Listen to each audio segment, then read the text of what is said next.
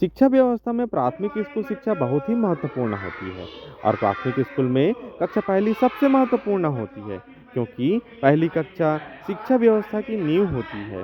यही कक्षा सीखने सिखाने का आधार होता है। लेकिन पहली कक्षा का पढ़ाई का सफ़र इतना आसान नहीं होता है। पहली कक्षा के बच्चे सबसे कम उम्र के होते हैं। उन्हें बहुत ज़्यादा प्यार और देखभाल की ज़रूरत होती है। हमेशा उत्साहवर्धन की आवश्यकता होती है। जिस प्रकार छोटे पौधों को विशेष देखभाल, खाद, पानी की आवश्यकता होती है, धूप, बरसात, तूफान आदि सबसे सुरक्षित करने की आवश्यकता होती है जब तक वो बड़ा ना हो जाए। एक बार बड़ा होने के बाद स्वयं ही संभल जाते हैं। ऐसे ही हमारे कक्षा पहली के बच्चे होते हैं। कक्षा पहली की पढ़ाई अत्यंत महत्वपूर्ण होती है, जो आगे की कक्षाओं के लिए मील का पत्थर साबित होता है। और अगर भाषा की बात करें, तो यह सीखने के लिए शैक्षिक व्यवस्था की आत्मा होती है। अगर बच्चे भाषा में समृद्ध होंगे, तो सभी विषयों में अपना बेहतर दे सकेंगे। यह कार्यक्रम पढ़ने लिखने के साथ ही बच्चों को साहित्यिक, भाषाई भाषाई और मानसिक रूप से सशक्त बनाती है। चित्रों व कहानियों पर बात करना न केवल आत्मिक संबंध को बढ़ाता है, वरन सीखने के पर्याप्त अवसर साथ ही माहौल उपलब्ध कराता है। सामान्यतः देखा जाता है कि पहली कक्षा के बच्चों को वर्णमाला तक ही सीमित रखा जाता है। ज़्यादा से ज़्यादा सरल शब्दों को पढ़ने के लिए सिखाया जाता है। वही बात करें प्राइवेट स्कूल के बच्चों की, तो नर्सरी, KG1, KG2 फिर पहली मतलब 3 साल बिताकर पहली कक्षा में पहुंचते हैं, जिसके कारण वे आसानी से उनके स्तर के हिंदी कहानी को पढ़ पाते हैं। जबकि हमारे सरकारी स्कूल के बच्चे उसी उम्र के होने के बावजूद कहानी नहीं पढ़ पाते। कारण उच्च स्तरीय रणनीति का अभाव। साल भर की पढ़ाई में हम पहली कक्षा के बच्चों को आसानी से वर्णमाला, मात्रा, सरल शब्दों के साथ ही हिंदी की छोटी छोटी कहानियों को आसानी से समझा सकते हैं, वो पढ़ा सकते हैं। वैसे बच्चों को खेल खेलना सबसे अच्छा लगता है। खेल के बाद बच्चों को कोई चीज़ अच्छा लगता है तो वो है कहानी। जी हाँ, बच्चों के इसी पसंद को ध्यान में रखकर मैंने वर्णमाला, मात्रा और शब्दों पर काम करने के बाद छोटी छोटी कहानियों पर काम किया।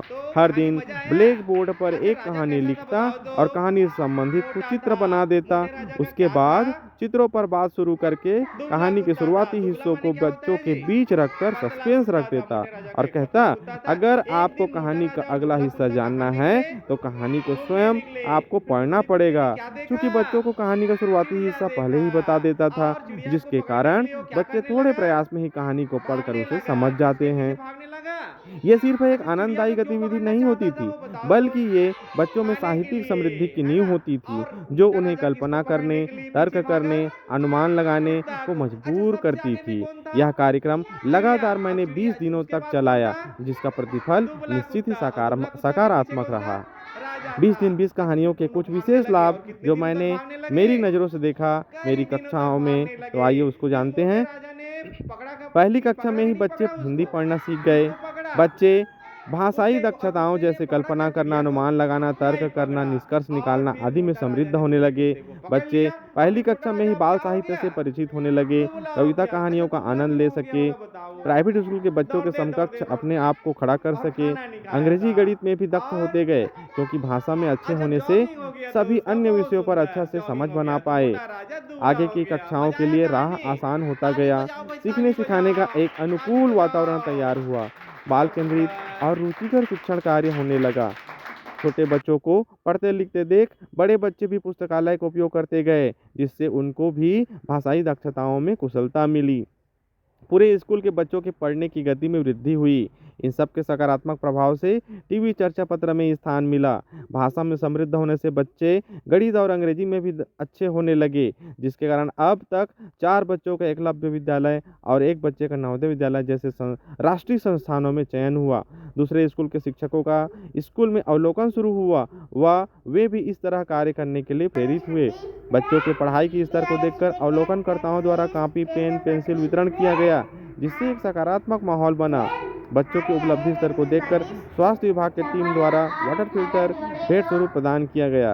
डाइट के अकादमिक सदस्यों द्वारा अवलोकन व इस कार्य का सराहना मिला। डाइट में नवनियुक्त शिक्षकों के बीच अपनी बात को रखने के लिए मुझे आमंत्रित किया गया। फिर 20 दिन 20 कहानियों को अरविंदो सोसाइटी के शून्य निवेश नवाचार में शामिल किया गया, जिला पंचायत सभागार में कलेक्टर मैम सुश्री ऋचा प्रकाश चौधरी के निर्देशन में डीओ सर, डीएमसी सर, जिले के सभी बीओ, बीआरसीसी व नवाचारी शिक्षकों के समक्ष इस कार्यक्रम को मेरे द्वारा प्रस्तुतिकरण किया गया, जिसका भरपूर उत्साहवर्धन मिला। धन्यवाद। हमारे स्कूल शिक्षक श्री गुलजार बड़े जी के द्वारा कक्षा पहली के पठन कौशल को बढ़ाने के लिए 20 दिन 20 कहानियाँ का कार्यक्रम चलाया जा रहा है, जो बहुत ही कारगर सिद्ध हुआ है, जिसके कारण बच्चे कक्षा पहली के बच्चे अब स्वयं से ही अपने स्तर की कहानियों को ही आसानी से पढ़ लेते हैं।